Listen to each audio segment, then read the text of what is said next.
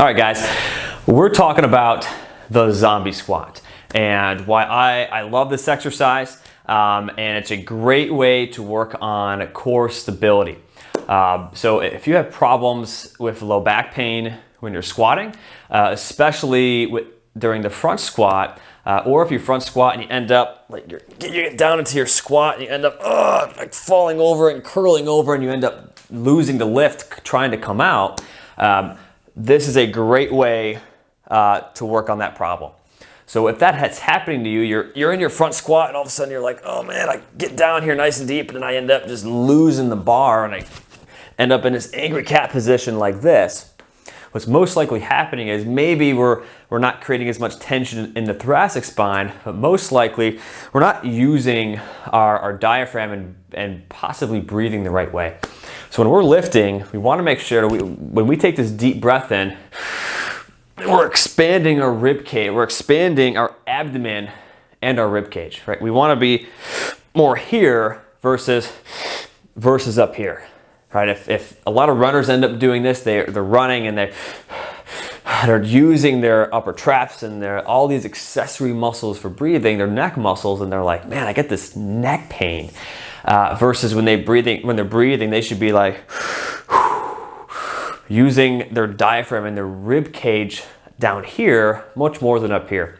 So when we're breathing, think of it like this, right? You don't just have a shield in front of you. You have a shield that's going 360 degrees around you. So when you take a deep breath in, you're expanding here, we're expanding our rib cage on the side, and we're expanding in the back. You don't want any weak areas, and that's what a weight belt does, right? A weightlifting belt is, you want to expand 360 degrees into that weightlifting belt and create that tension.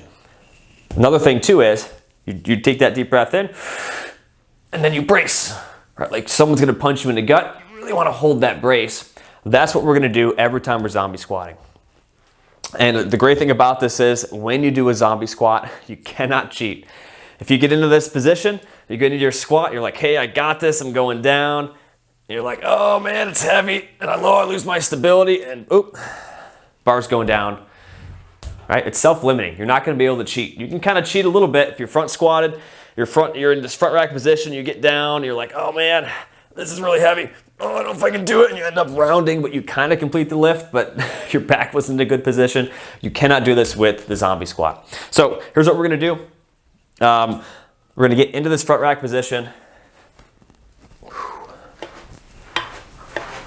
What you're gonna do, you're gonna take your hands off of the bar so it's resting right on the top of your shoulders on that front of that deltoid muscle. You're gonna take a deep breath in and brace, or someone's gonna punch you in the gut.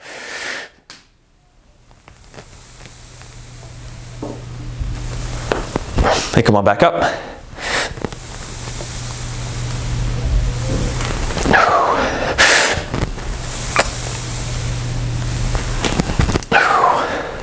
So guys, that is the zombie squat.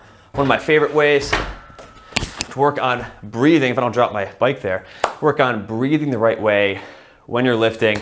Another great kind of a front squat or training, a barbell training squat variation is the Zercher squat. Next video is gonna be on that. But guys, this is the zombie squat, one of my favorite ways to work on breathing the right way and also making sure you're able to do a front squat the right way without ending up in this angry cat position. Because if our low back's not stable, that force is gonna go down or up.